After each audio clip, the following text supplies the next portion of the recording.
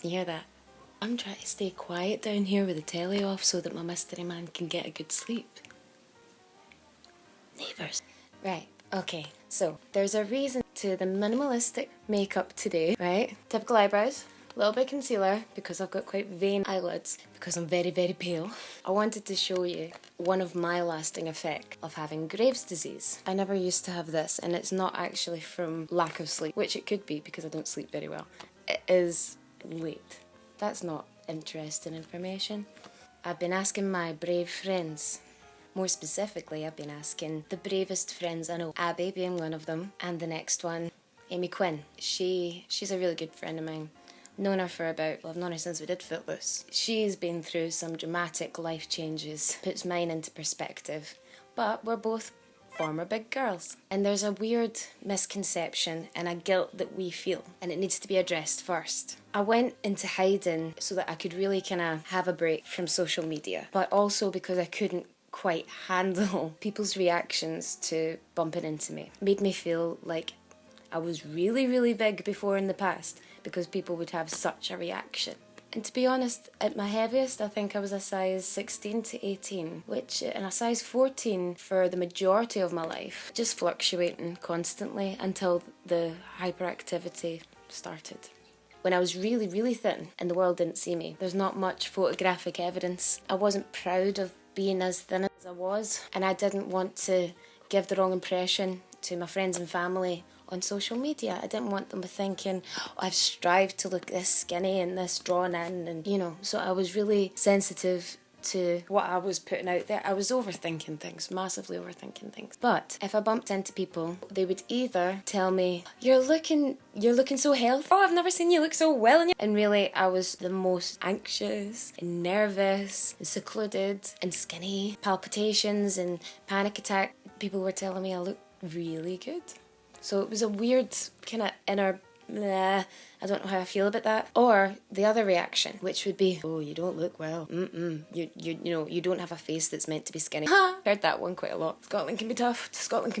But Scotland builds a tough breed. When I'm trying to build my bravery, and I'm using my dad's advice, my friend Éimi Quinn, who shares similar experiences when it comes to weight and body image, but her health issues really put mine into perspective. If you've seen the podcast that we released earlier on tonight, hopefully, if this works out, the podcast was an in-depth conversation about Amy's battle with her ovarian cancer. In the episode you're about to see, it's most of the fun stuff, but I recommend that you listen to the podcast. Everyone should hear. It's about time I went to bed. Even the kids are in bed now. Right.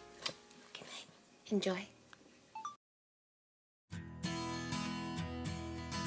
And you look so pretty. Look at that dress. Thanks. Oh, you look so pretty. Actually, this is one of my fat Amy tops when I was fat. So I've just sat around me 3 times, turn any of your old fat clothes into then it just looks like you're doing that really cool thing that the kids do. That makes me sound 90, but where they put on where you wear tees, 20 sizes too big and on purpose. You're actually this used to fit me, I go. I didn't go to the doctors. The little chubby girl inside me was doing backflips. You're like, I'm thin. Yeah, I was like, oh, the power of prayer worked. The little love with me when I got too slim, he just thought, what's going on?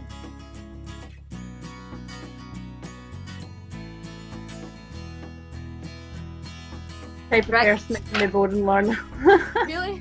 Maybe I bore myself because I'm constantly, honestly, I've got too much going on up here and it's boring, to have it all the time. Honest, I'm really scared to click that post button, Well, obviously the first time, you're braver than me. I've told you I've got those clips all sitting there ready to go as YouTube videos and I just can't. Oh, it just gives me the fear too much. You're one of the bravest person I know. One of them, absolutely, because I suppose there's different shades of bravery. I don't think of yourself as brave because you're the only person that sees the moments where you're not, if that makes sense. So you conceal that, whereas people on the outside can only see the moments where you were brave. But it's so funny because for me, I always put weight on the moments that are me not being brave, if you know what I mean. Yeah, you focus on that instead of focusing on times where I've been brave in other people's eyes. It's kind of a weird thing, isn't it? You were recovering and battling. You were You were doing so much for charity, you know, organising concerts. You were completely like filling up your space and time with good stuff, the best stuff. I don't remember one conversation I've ever had with you where I've not walked away and like, she's hilarious. Like, honestly, like you've just got the best attitude. When you're making jokes, it's not insensitive, it's true. Do you know what I mean? It's that isn't fat and doesn't buy size 20 clothes like me, then you won't know that when you order a pair of leggings, it often says this: Magi Sculpt. Ooh. Magi Nuttin. I'm still fat. That's the best comedy, that's what I love. How did you get from the height of your illness to where you are today?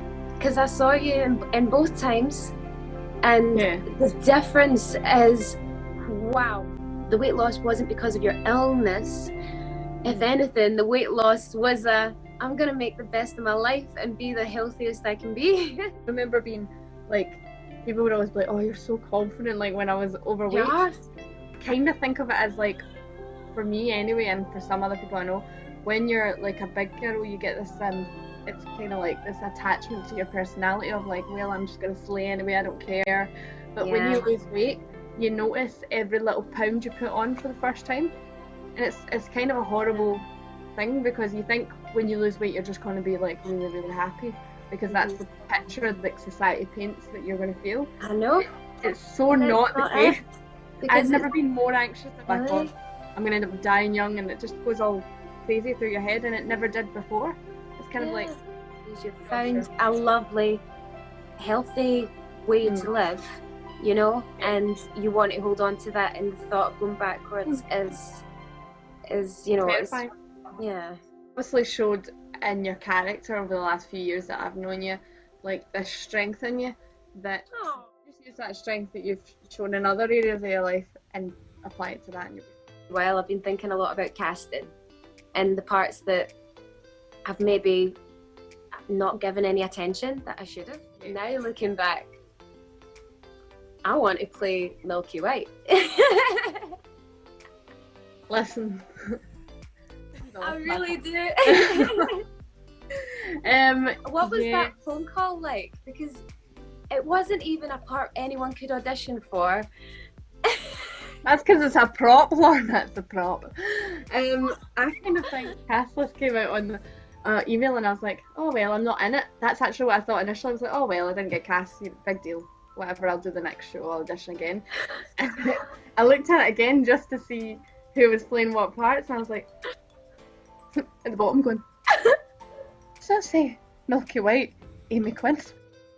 I was like, surely not a prop. Absolutely amazing. I mean, honestly, Lorna, I was livid for a second, because I was like, excuse me. Absolutely. I mean, like, what? I was actually just like, it sounds so funny, but I was like, I'd have been like, at the time I thought I'd have been less offended not being in it. Like, then I thought about it for a minute, and I thought, look, I can have fun with this. This has no rules. I can do whatever I want. This is like a dream for me. Yeah. London is such a laugh, actually, one of my favourite parts ever. Absolutely. Turning lemons into friggin' champagne. It was amazing. It was one of my favourite performances. Puppet cow. And I was kind of like, I'd move with it and be its face. So like when I was scared, I was like, no. Like, it was so stupid. But in rehearsals, I didn't have the puppets, so I was just using my hand. Normal behaviour. Actress, like, obviously paid attention in mime. Definitely.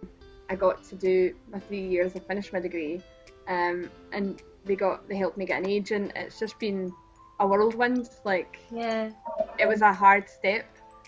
But it changed my life for the better, kind of thing. Which is why I know what you're doing is good, because if it feels scary, it's almost always the right thing to do. That's another lovely little word of wisdom there, honey. I'm so wise. So Cancer wiseness, no. I'm cutting that. That's not gonna. You're too funny, honestly. They couldn't have named that any more terrifying. Graves' disease. Disease, I know, because that's why my eyes are slightly bulging now and a little bit sunken. It affects your eyes. It's funny you should say that, because that's the only thing I've ever known about it, actually, until you know, you spoke about it and I had to look it up because I was like, I don't know anything about this except about the eyes. It's more common than you think. It's a lot more common than you think. There's a woman at the shop that's got it. We talk about it a lot. She's got nice big pretty Disney eyes. It's a blessing and a curse.